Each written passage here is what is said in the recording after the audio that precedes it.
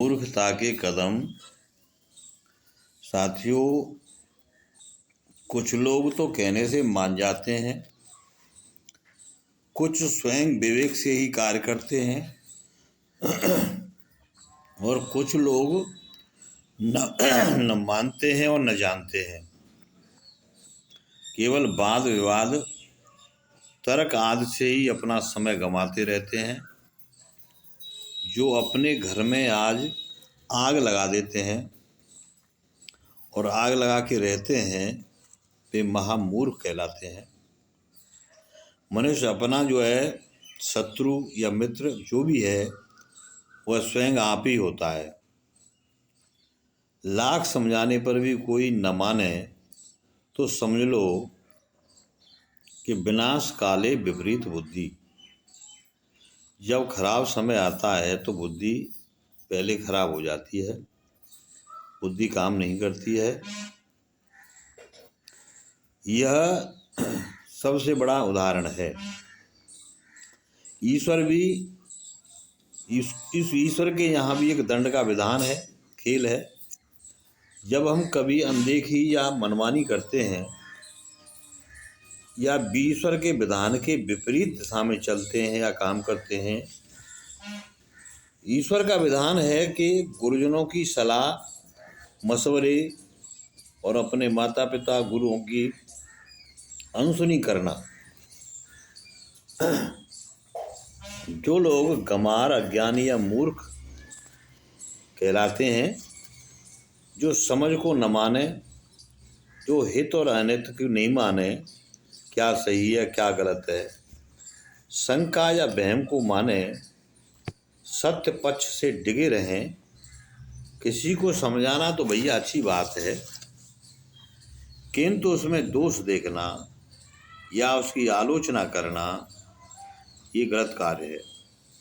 गुरुजनों को अधिकार होता है, प्राचीन समय से ले लो, अपने बुजुर्ग जो काम करते हैं वो समझाते हैं और उनकी हमें माननी होती है।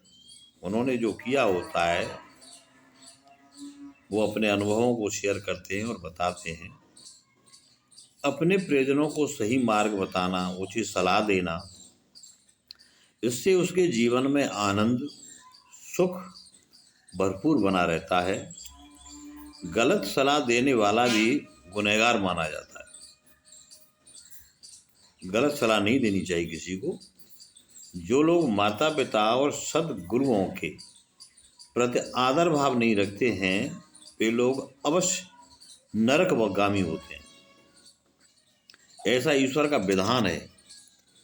और मूर्खता के कदमों में सबसे बड़ा है ईर्षा, जलन और बदले की भावना, प्रतिशोध की भावना, नुकसान पहुंचाने वाले विचार।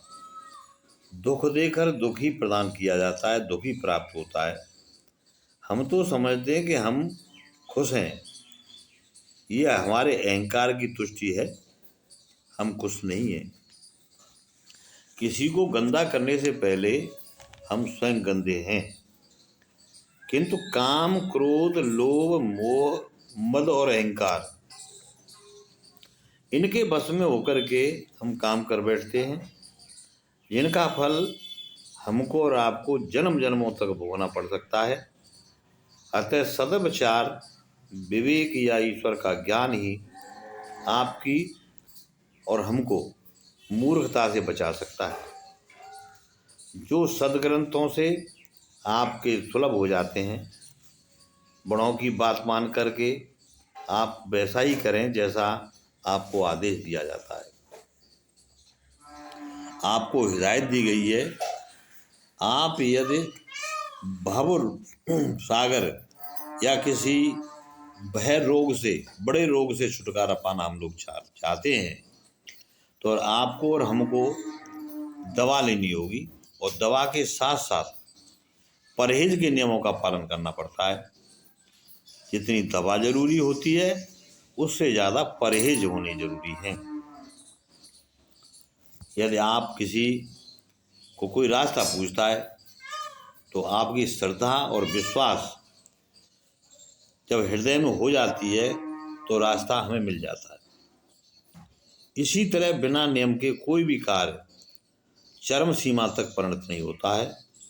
सकारात्मक सोच से ही आप नियम पर आरूढ़ हो सकते हैं। नकारात्मक नेगेटिव सोच आपको रास्ते से भटका सकती है, क्योंकि यह नियम के बिल्कुल विपरीत है। इसलिए सकारात्मक सोचें, धनात्मक सोचें। सारा संसार का ज्ञान जो है, ज्ञान, विज्ञान, दर्शन, काव्य और सत्संकल्प या क्रिया योग पर ही स्थित है। इसलिए अपनी कल्पना शक्ति, इमेजिनेशन पावर को बढ़ाना होगा, कल्पना शक्ति को बढ़ाना होगा। कल्पना शक्ति द्वारा योग, संन्यास या भक्ति तथा कुशलता और विवेक की जो गति है हम प्राप्त कर सकते हैं। ब्रह्मांड में सारी चीज़ें मौजूद हैं, किंतु आप ना चाहें तो आप और हम कुछ नहीं प्राप्त कर सकते।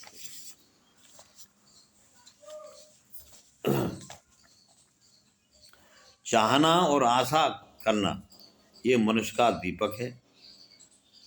आशा का मतलब है निर्वैर हो जाना, निराशा का मतलब है बैर भाव, जलन, द्वेष, दुख, संताप, क्रूरता, अभिमान और अहंकार आदि को पालना, जो मनुष्य को सही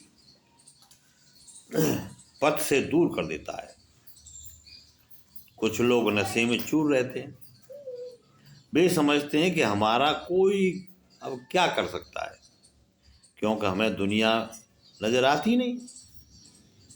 किंतु वह कोरा भ्रम है कि आप तो दुनिया को नजर आ रहे हैं। दुनिया तो आपको देख रही है। बिल्ली की तरह नहीं है कि बिल्ली दूध पी रही है और सोच रही है कि हमें तो कोई नहीं देख रहा है। इससे आपके चरित्र में द्रोणों का प्रवेश हो जाता है। कुसंग में पैर रखना ही नाश की ओर जाना है, और सत्संग में जाना एक ऐसी साधना है जिससे आप निर्वैर होकर के अपने आत्मज्ञान को प्राप्त करके धन्य धन्य हो सकते हैं। सच्चे लोगों के साथ, सदग्रंथों के साथ, अच्छे दोस्तों के साथ सत्संग है, इसमें भाई कोई संदेह नहीं है। मूर्ख लोगों के लक्षण तो बहुत हैं। ये लोग चिड़चिड़े, स्वार्थी, निराशावादी, अलगाववादी, द्रोही, दुष्ट स्वभाव वाले, हिंसक और गाली गलौज देने वाले तथा असंयमी होते हैं। इनके दिल व दिमाग की कार्य प्रणाली में संयम का अभाव होता है। संयमशील पुरुष ही विजयश्री के अधिकारी होते हैं। अतः भाई, मूर्खता के कदमों में न जा करके अच्छे विचार वाले और सदचरित्र जैसे लोगों की आवश्यकता है। नमस्कार।